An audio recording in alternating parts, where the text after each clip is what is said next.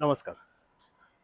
बऱ्याचदा अशी चर्चा असते की मी जे करतोय ते होत नाही आहे किंवा मी बरीच ह्याच्यासाठी मेहनत केलेली आहे किंवा मी बरंच काय काय वेगळं शिकलो आहे आणि सतत सतत प्रयत्न करतोय, पण ते काही फळाला लागत नाही आहेत. We always keep on talking on these things. बऱ्याचदा होतं ते complaint box.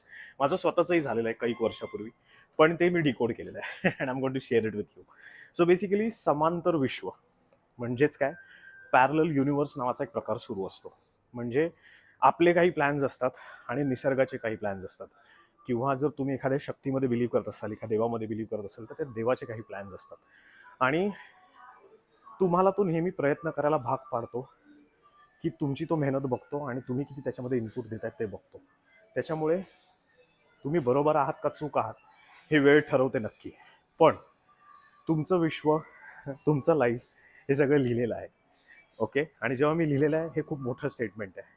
I believe it, I faith it and I trust it. त्याच्यामुळे I stick to my statement.